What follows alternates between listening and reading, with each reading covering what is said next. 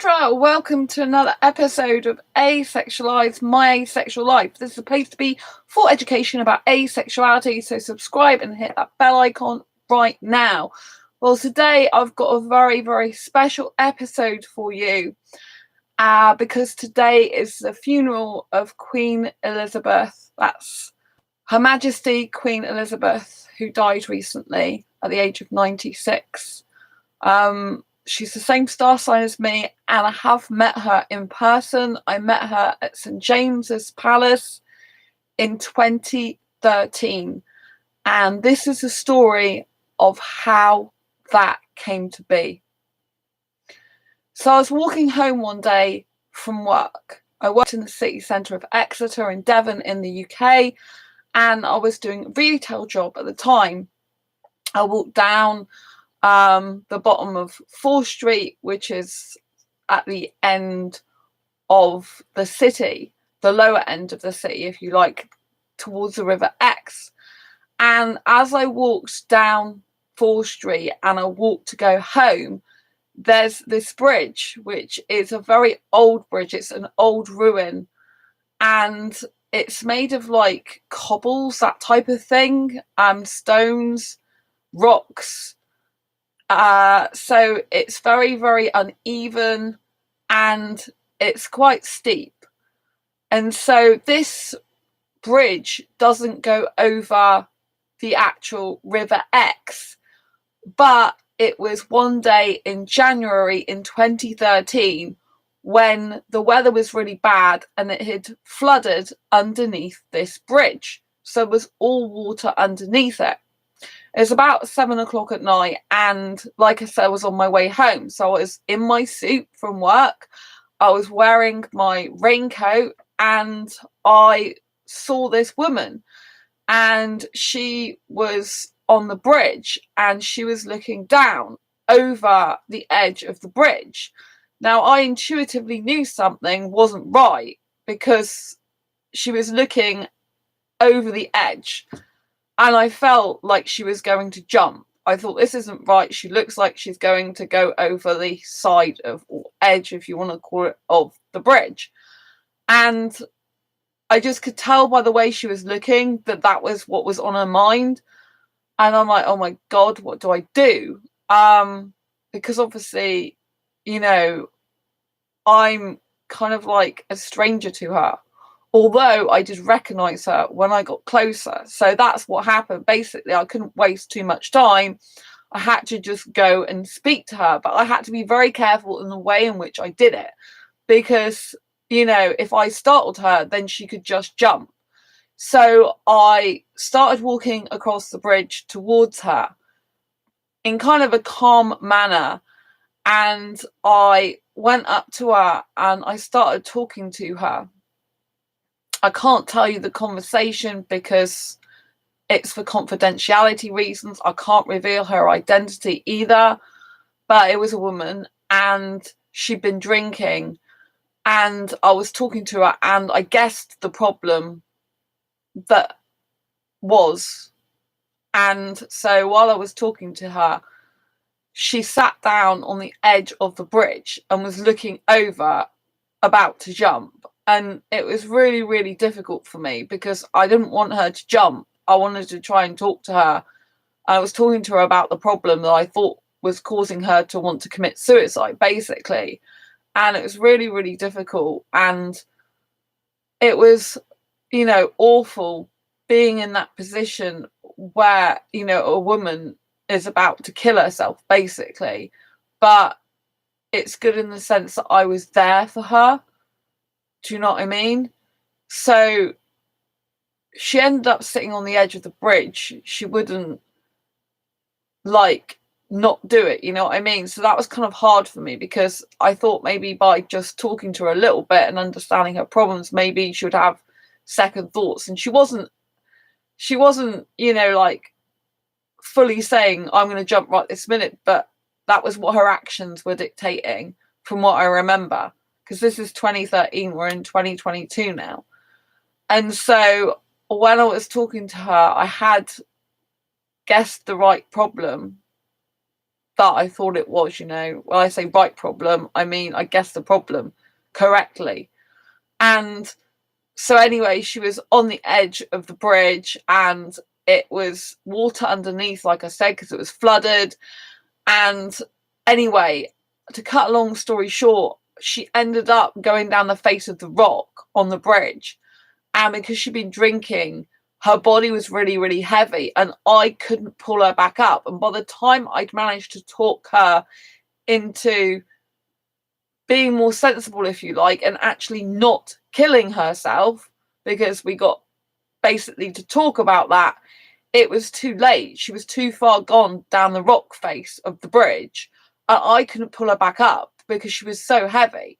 And if I'd have tried to pull her any more, then I would have literally flown over her head and smack bang into the water, and I can't swim. As it happens, the water itself, you could stand up in, but you know, as soon as you go head first into that water, you basically drown because it would cover all your face and everything. And obviously, falling from that height, you could instantly kill yourself anyway. So I didn't want to injure myself. I didn't want to die myself. And I couldn't pull her back up. And so I asked her if it was okay if I called the police. I don't know how I actually did it, because in the end, I ended up holding her arm, one of her arms, and holding it up to try and keep her against the rocks for the police to get there. And I ended up phoning on my mobile phone, talking to a police officer. So I don't really know how I held her arm up and I phoned on my mobile phone the police officer at the same time. So I phoned the police and they were really, really good, and they were talking to me, and I asked if they wanted to talk to her, and they did, and they put her on, and she was okay about talking to them, but she just couldn't get back up, and she basically said that to them. And then while I was talking to the police, and she was, you know, the police was talking to her as well, she literally dropped. She dropped from the bridge and went straight into the water, head first, basically, you know, like, went down like that, and her head was under the water. And obviously, because she'd been drinking, and from that height, you know, if she was unconscious, she basically would drown in the water, because she wouldn't be able to get out of the water, because she wouldn't be able to get up because she's been unconscious, and her nose and mouth were covered in water. She was plunged into the water. Obviously, I felt bad that I couldn't save her in that respect, but it wasn't over yet. So I was still on the phone to a police officer at this time, and I said, she's gone into water, I need to go and get her, you know, I need to go down. And the police officer's like, oh, don't put yourself in harm's way, you know, like, only if you're sure you can do it. I'm like, yes, I can do it, you know. So I walked all along the bridge and walked all the way down. I was in my raincoat, I was in my suit from work, and I went into the water, you know, like, just waded into the water, because like I said, you could stand up in it, but she was down head first in the water, so her nose and her mouth was completely covered in water, so she wouldn't have been able to breathe and she would have drowned. And I had the police officer still on the phone, like, talking to me, and I managed to lift her head above the water and lift her nose and mouth out of the water so she could breathe. And then the ambulance turned up for her, because the police had called the ambulance for her, and they told me off for moving her. I'm like, but if I didn't move her, she would drown. And the police officer was still on the other end of the phone, was still on the phone while I was telling them that. And the police officer said, you did exactly the right thing. She would have drowned, you know? So telling me not to lift, you know, not to move her. I understand if someone's, like, you know, unconscious, usually on the floor or ground, you usually wouldn't move them, because you might injure them more if they've had an accident. But at the end of the day, she was going to be dead. You know, her mouth and nose was under the water. If it stayed there, she would have died. So I just, as soon as I got down there, because don't forget, it took me a short period of time to get across, you know, walk around the bridge and then down the path, down the actual bank to the actual water. So she'd been in water for, I don't know, 1 minute or something, maybe a little bit more than a minute. I don't know, but it might have just been a minute. And so, you know, I had to, you know, get down there ASAP. And so the fact he told me off wasn't nice, but the police officer said, you did exactly the right thing, you know? And I told them, I said I had to get her head out of water, otherwise she would have drowned. And so anyway, they put her in the ambulance, and and she was still alive, which is really good. And I went to visit her at the hospital, and I think it was the next day. And when I saw her, she was she hurt her arm, like dislocated her arm, because obviously I was holding it up against the rocks.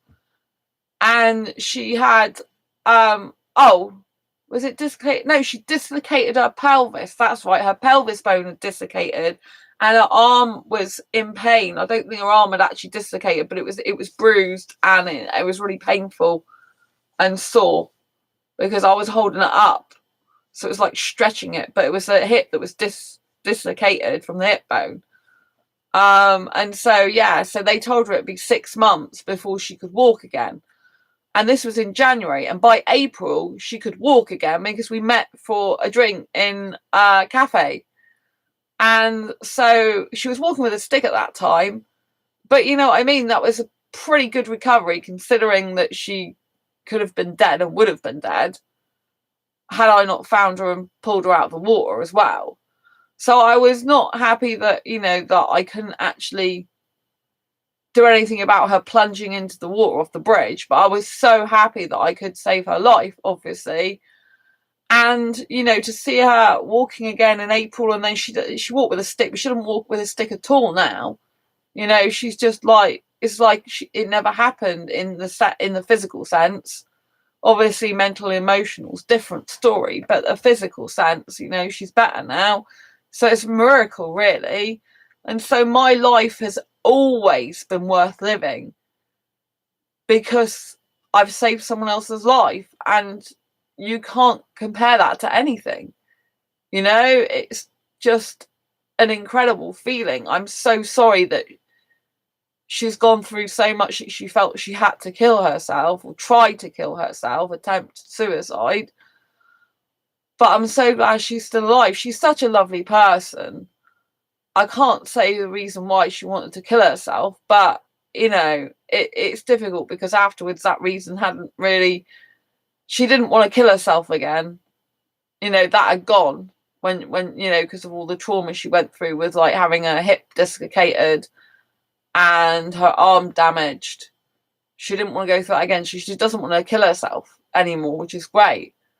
And she, you know, like I said, she can walk again and everything. But the problem of why she did it is still an issue. But that's all I can say because I can't go into details any more than that. But she's a lovely person. And so, you know, that experience in my life in 2013 has stayed with me forever because I know that I don't want anything to happen to me. I want to live to be at least 100. But if anything did happen to me, I know that because I've saved someone else's life, my life is always worth living just from that pure fact, you know? To save someone's life in your own lifetime is an incredible feeling that you can't match. You know, when people say to me, oh, what's your greatest achievement? I've got lots of achievements, you know, and obviously meeting the Queen, which I'm going to tell you how this leads up to meeting the Queen in a minute.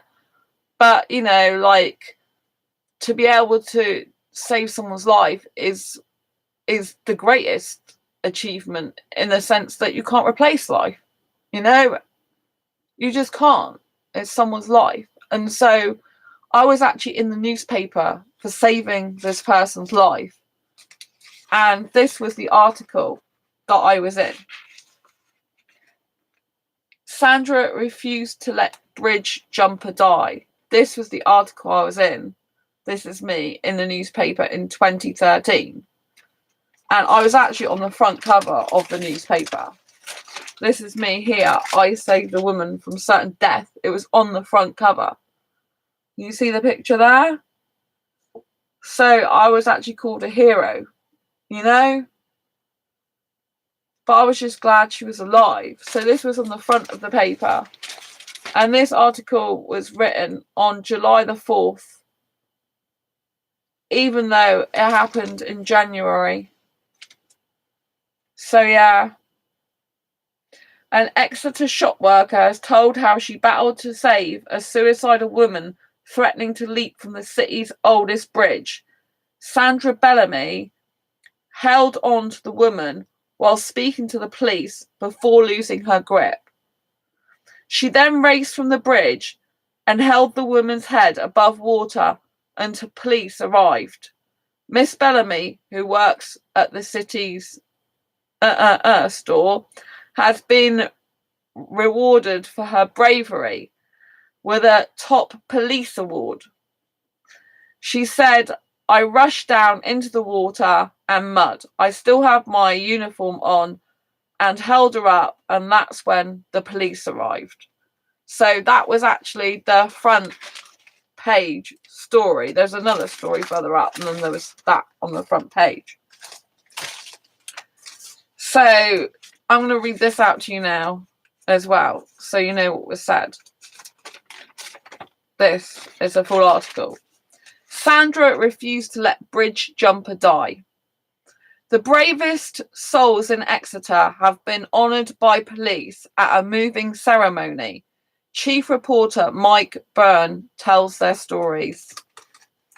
The bravest... Oh, sorry, I just read that. An Exeter shop worker has told how she talked to police as she held on to a suicidal woman threatening to leap from the city's oldest bridge. Sandra Bellamy was determined to save the woman as she has lost her own aunt in a tragic suicide leap from a seaside pier. That's actually true. I had an auntie who had manic depression, bipolar manic depression, and she killed herself. So I always remember that as well.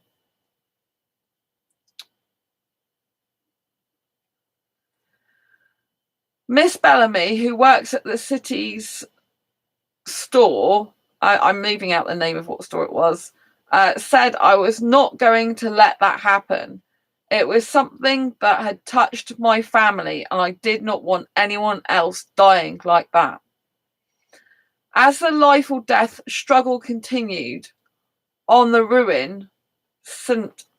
Edmund's Church Bridge, the woman finally slipped from Miss Bellamy's straining grasp and plummeted 29 feet into a deep pool of water that had formed beneath the medieval arches.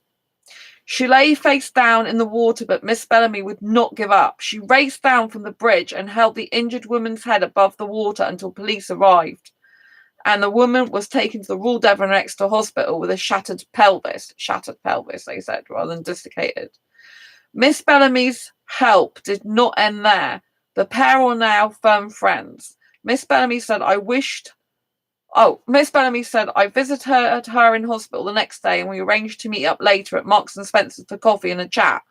We keep in touch and are now friends. Miss Bellamy, who lives in with blah, blah, blah, has now received a Good Citizens Award presented at a ceremony in the Guildhall. Miss Bellamy said that she was walking home down 4th Street when she saw someone near the edge of the old bridge, which stands between Weston Way and the river and leads to nowhere. Miss Bellamy, who had previously undergone a course on how to handle would-be suicides, said, I did not approach straight away because I didn't want to alarm them. Then the person stopped and stood right on the edge.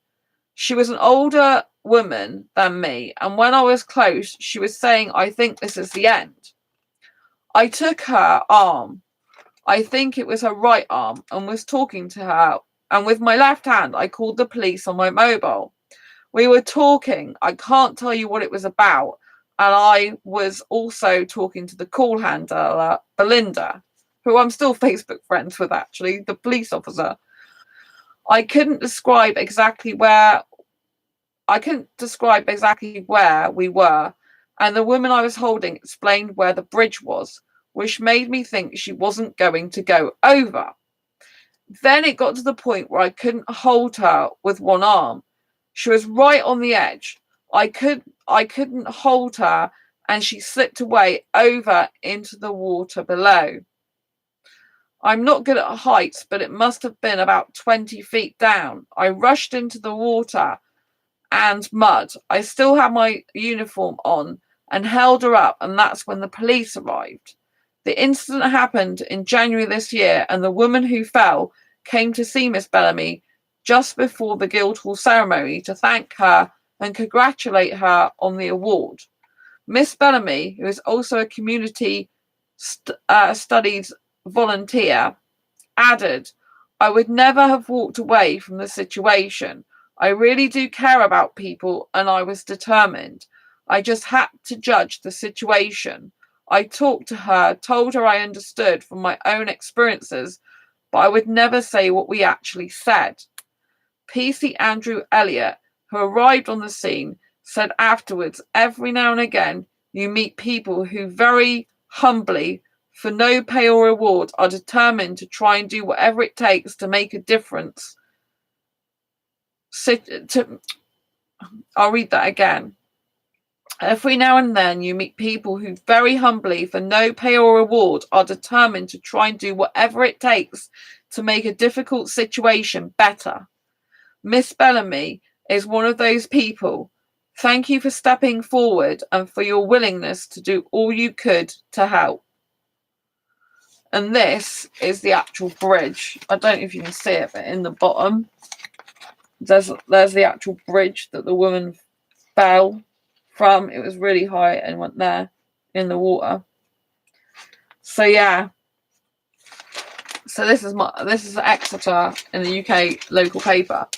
So it's absolutely true. I did win a Good Citizens Award for saving a life. She put me forward for it, actually. So this was a Good Citizens Award I got in a ceremony by the Devon and Cornwall Police for saving her life. So I don't know if this usually goes on my wall. You've probably seen it in my live streams before. But yeah, this was by Devon and Cornwall Police. I'll read it out to you. "I hereby commend Sandra Bellamy for public spirit and bravery. On the evening of the 3rd of January 2013, Miss Bellamy came across a distressed lady who was attempting to jump from a bridge. With a selfless approach to her own personal safety, she immediately went to her aid. Unfortunately, the lady fell, but still Miss Bellamy put her first and went to the bottom of the bank to offer further assistance, ensuring her head was kept out of the water and to offer reassurance until the police arrived. When PC Andrew Elliott arrived, he found Miss Bellamy, although visibly alarmed and shocked, calm enough to assist in ensuring the lady was kept safe. Her actions were far beyond those expected of an average member of the public. She continued this completely selfless attention to the lady who had fallen even after emergency services had taken over her care. This was clearly again beyond any normal expectation, and Miss Bellamy's entire approach was dedicated to ensuring the lady's welfare. It was evident when the circumstances had been relayed fully that Miss Bellamy's actions had minimised the height and energy with which the lady fell, and that this is likely to have significantly reduced the chance of serious or life-changing injuries. Despite having no relationship to the lady, Miss Bellamy showed an exceptional commitment to trying to prevent her from falling, followed by a dedication to promote life and recovery once she had fallen. Thank you for stepping forward and your willingness to do all you could to help." This is from Devon and Cornwall Police, Devon Commanders Award for Good Citizenship. So I was so amazed to get that and happy. You know, she put me forward for it, like I said. I'm going to put that there. And I want to show you a photograph from that ceremony. So this is a photograph from that ceremony. This is a police officer who gave me this. So here it is. And this is a police officer giving it to me. And this is me sat. Because there was other people being awarded awards as well. So this is me sat there. So yeah. I don't know if you can see that, okay? Light shining on it a bit, but yeah. It was amazing to be there. So yes. And because I was a community service volunteer for Health Buddies in association with BBC Radio Devon in the UK, I actually got the certificate of achievement. This is a massive, beautiful frame as well. So, a certificate of achievement health buddies, BBC Southwest, presented to Sandra Bellamy in recognition of her great kindness and outstanding work in supporting and caring for a vulnerable and distressed person. I got that awarded in April 2013, basically for saving the person's life. So yeah. And so as a result of all this, I got an invitation to St. James's Palace to celebrate 50 years of CSV, Community Service Volunteers, which is this here. So I was a health buddy, and I wasn't like, I was a health buddy, but obviously I was kind of like still doing duties without being asked to. Well, I was basically putting the welfare of someone else first because it's just what I'm naturally like. So this says that Lord Levi, or Levy, President and Sir John Shortbridge, the Lord Levi, President and Sir John Shortbridge, KCB, Chair, requests the pleasure of the company of Miss Sandra Bellamy at a reception to be held at St. James's Palace State Apartments in the presence of Her Majesty the Queen and the Duke of Edinburgh on Monday the 15th of July 2013 from 5:45 p.m. until 8 p.m. to celebrate the 50th anniversary of CSB. It was also a special celebration for the Queen as well. I think it was her Jubilee that year. RSVP by the 17th of May 2013. And it's got the email address who I need to reply to. Enter by Marlborough Road door. No parking facilities. Dress, lounge, suit. I actually wore a dress. Kindly supported by the Gerard Family Foundation. So there is my official invitation that I got to St. James's Palace. And then I had to take this with me as well. St. James's Palace. State Apartments. Please bring this card with you. So that was the actual invitation with this card. Incredible. And so I was chosen as one of only 4 people from the area for community service volunteers to meet Her Majesty the Queen. So because it was the anniversary, of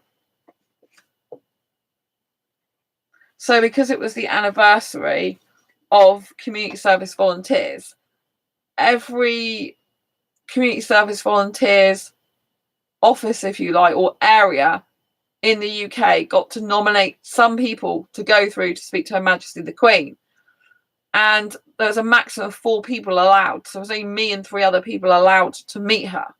However, out of the 4, only 2 were actually allowed to speak to her.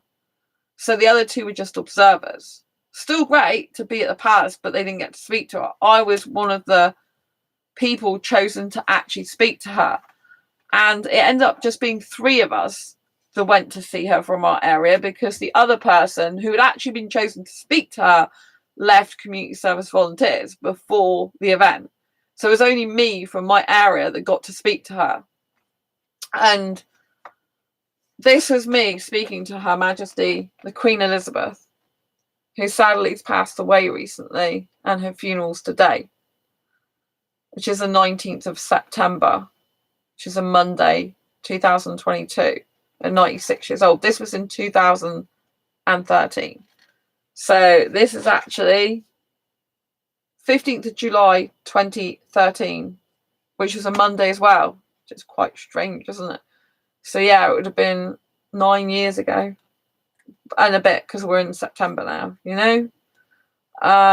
So yeah, that was me speaking to her. I actually went in a dress and it was really nice. So if you're wondering what I was talking to her about, I had to say that I worked as a health buddy for community service volunteers in the Southwest area, and I got a Good Citizens Award for saving someone's life.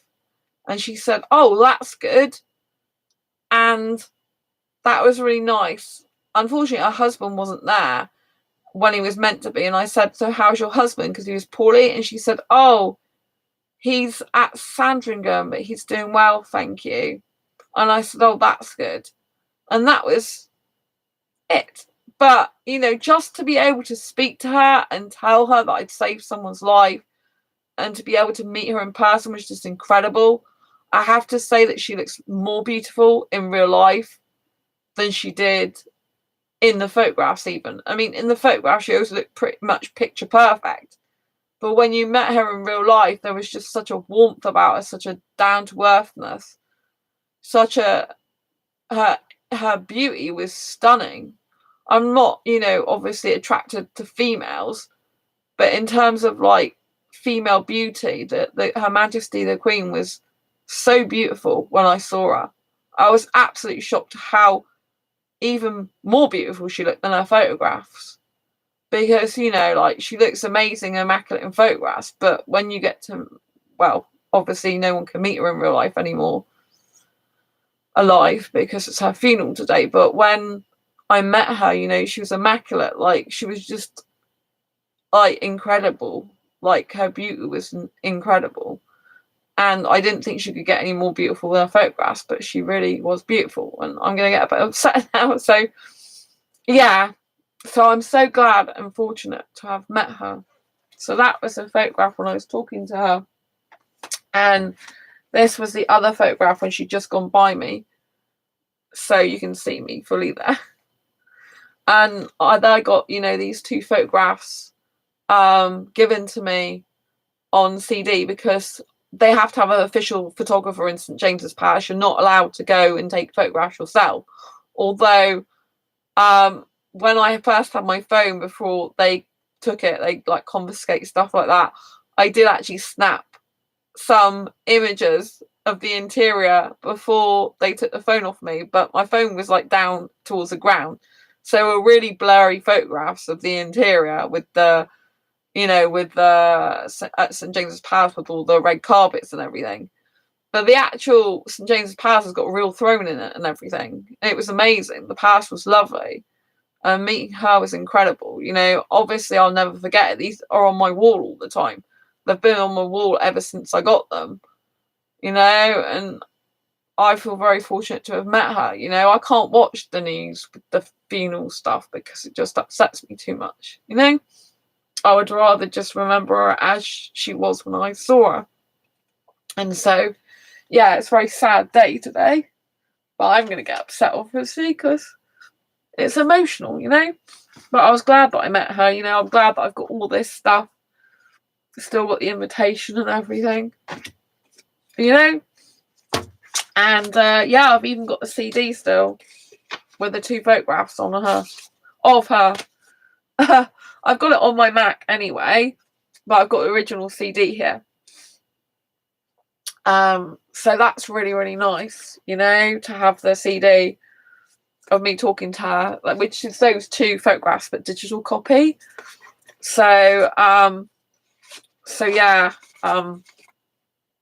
and these were the Good Citizens Awards. You know, I got a whole load of photographs, but I just didn't show the other photographs because I didn't want to show the person who, you know, tried to kill herself, but thankfully I saved her.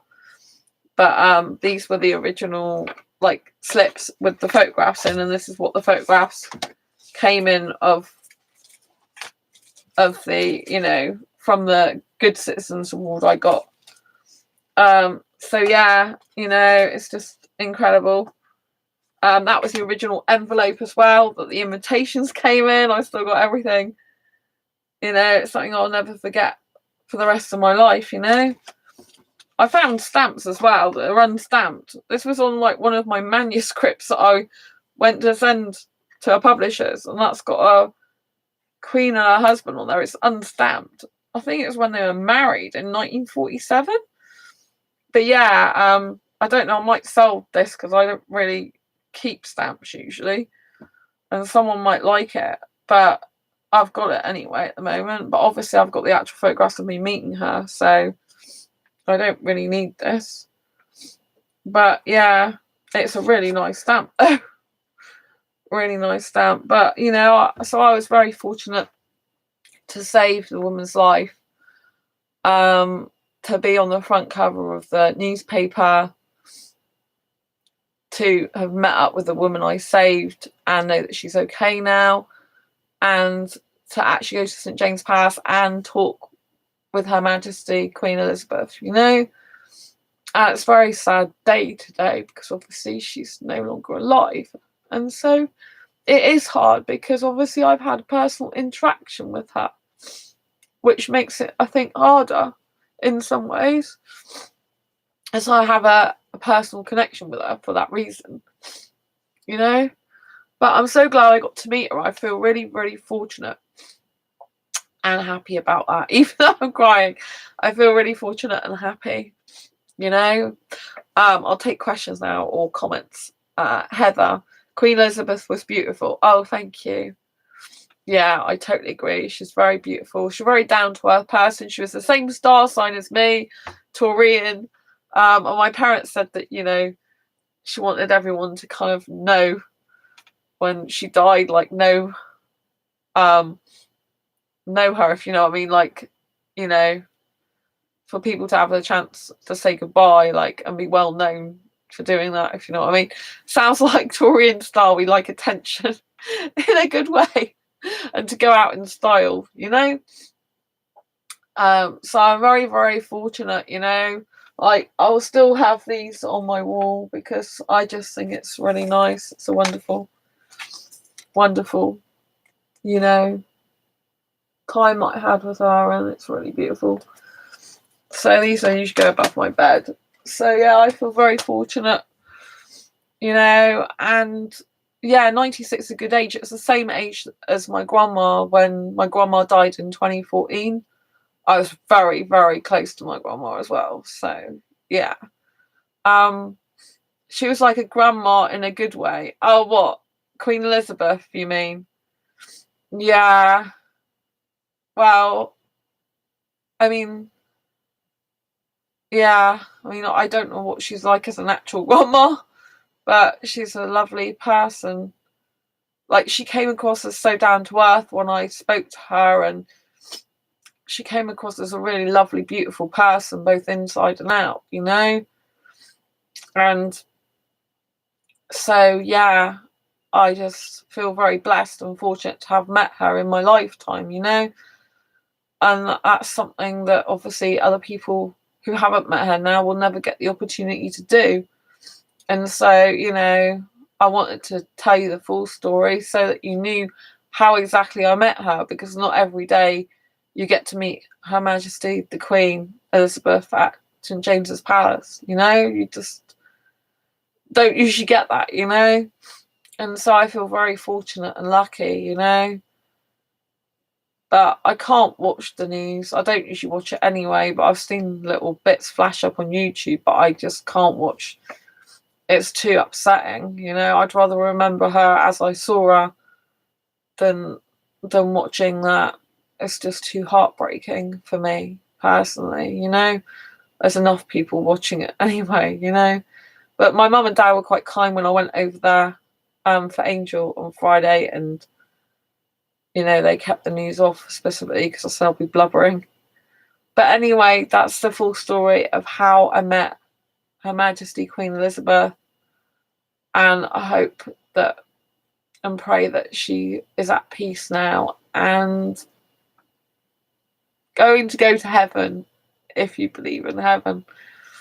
And yeah, and she's just gonna be okay in the afterlife, you know. And anyway, so yeah, that's how I met Her Majesty the Queen. And I want to say how thankful and grateful I am to be alive. You know, like when someone passes away, it makes us realise how lucky we are to be alive, that life is very, very short and precious.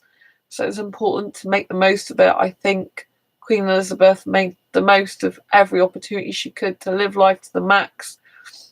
And I'm of the same mindset, you know.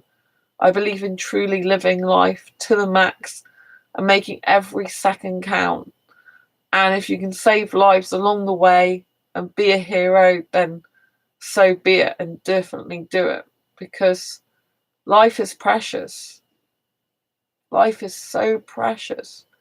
You only get one life and one chance of this life, specifically in this time now that you're in. And so, yeah, it's very important to make the most of your life, live it to the fullest, live it to the max. And, when you pass through to the afterlife, like, I hope you can say that you lived life fully to the max as well, and that you lived and you loved and you mattered.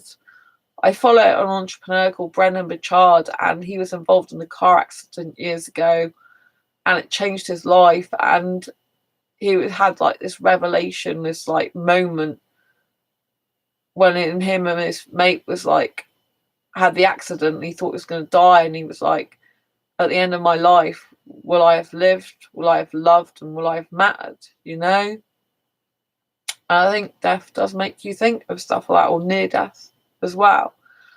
And I think it's important to look at your life and reflect on it and think, what type of person do I want to be? What type of life do I want to lead to be the best person that I can be? Because when we come to the end of our life, we should be looking back with fond memories, and we should be looking back that we were kind and caring and loving and giving, and that we gave the best of ourselves to the world and to others, and obviously ourselves. We should be striving to be different, to be unique and special in our own way, and we should strive to be the best we can. Heather, it was nice that you met her, and her legacy will be remembered. Oh, thank you, Heather. Mwah. Big love to you. Thank you for your support as always. I really appreciate it. I think it's really important to remember that, because some people, obviously present company excluded, because me and you always try and be caring, but there's some people who they're going along in their life, and they're not really living consciously, and they're not really thinking about the end of their days, and I think sometimes it's best to live your life as if you could not be here tomorrow, in the sense that what is the best person that you can be? What's the best version of you that you can be? And, and look back, and, I want people to look back on my life thinking, she really made a difference. She really spoke out for asexuals. She really cared. She did touch the lives of people. That's how I want to be remembered, in a good way, just like Her Majesty Queen Elizabeth is remembered in a good way, because I spent quite a long time in my life thinking, like, what would, when I'm on my deathbed, like, how would I like my life to be? I'll probably be like writing a book, and like this will be my autobiographical book, and I'll be like, this is the end, and the pen will go out of my hand when I died. But it'll be like my book that I'm writing up to my death or something. They could auction it off for charity or something. But I kind of like see it happen like that, but I don't know if it will. I might be too busy kissing, because I like kissing. I might still be I might have a guy still be with him by then and kissing him.